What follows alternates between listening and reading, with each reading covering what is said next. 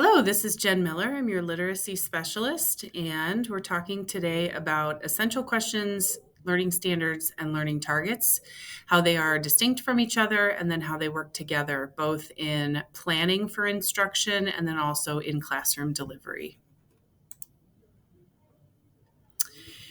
It is important to note that there is a big difference between the order in which we think about these three terms when we're planning and then the order in which we actually deliver them to students. So, when we are planning our instruction for a semester, a unit, a year, we're going to think first about our learning standards, the overall outcome of the skills and knowledge that we want our students to have. And then in conjunction with that, we take a look at our content. Content is up at the top on this chart and it is movable because you might be selecting content after you write your EQs, or you might already have content that you want to continue to use, in which case you would think about it in alignment with your standards. Then, once you have your standards, you will write essential questions that connect the content to the standards. And then ultimately, you plan your daily learning targets, which break down those standards into scaffolded or very specific daily learning targets that build to the overall standards. In the classroom, however, that order changes. You would present your essential questions to students first to give them a framework for their learning. Then, on a day-to-day basis, they experience the learning targets in your classroom, they experience the content that you're giving them, and ultimately, through those things, are growing towards the standard at the end.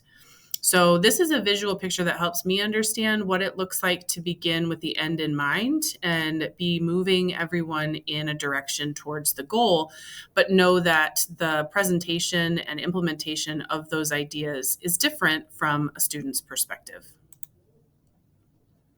Specifically, state standards are the state mandated learning outcomes for content, knowledge, and skills at each level. They are the ultimate goals for your students as learners in your room across your semesters and across your year. They should be aligned across teachers and buildings. So this would be next generation science standards for science and the new Illinois learning standards for social science for social studies. For example, a standard might say, classify a series of historical events and developments as examples of change and/or continuity. Or here's a literacy standard, determine the central ideas or information of a primary or secondary source. Provide an accurate summary of the source distinct from prior knowledge or opinions.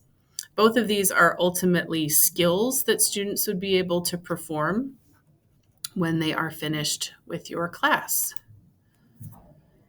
Essential questions help provide a framework for the learning. They are broad, enduring questions that guide lesson plans and promote conceptual thinking. The state standards do not provide essential questions for us. Some curricular materials do, and some do not. But this is for individual PLC teams to decide. They provide an umbrella over the content and skills together. They should last through an entire unit, provide a lens through which to interpret the content, and help students connect learning to real life. The C3 framework for social studies calls essential questions compelling questions, but we're going to continue to use the word essential questions in our language together, just so we have some commonality around it. How should people decide when a government has become unjust and needs to be changed is an example of an essential question that would not be easily answerable, that would provide a framework for studying a specific area of history or time period, and students would be able to connect that to their life. Daily learning targets are much smaller, student-friendly targets using student-friendly language that are for specific activities and assignments in your class that are then the building blocks to lead up to standards. Here, you would break down the standard into individual components, or if the standard is something that is straightforward, you can simply adjust its language so that it's easier for students to understand and feel like they're achieving. These should also be aligned across PLC teams in general. However, there's a lot more flexibility with daily learning targets because your group of students might be different than your neighbor's group of students. And while you are working towards the same standard, you might need different targets or different amounts of targets to move your students toward that standard, and that's okay. For example, I can annotate the text "Tighter British Control" to help me understand what led to the American Revolution. I can summarize the main ideas of the chapter. I can agree or disagree with the colonists' actions. See how these are much more simplistic for a student to understand, even though you as the teacher know that those skills are leading towards an ultimate larger standard skill. An example that I think of when I try to put these three ideas together, because I used to live in Seattle, is a hiking trip at Olympic National Park. If I were starting by thinking about my standard, it might be to use directional navigation skills to move to an intentional destination. This would be the goal that I have for my students after I'm done with my studies with them. They would be able to use directional navigational skills. Now, I might need to break that down into individual learning targets of what those skills are and how they move to that destination. But that's my overall standard at the end. And then I could provide, as a teacher, a question that would frame the learning to move us towards that standard.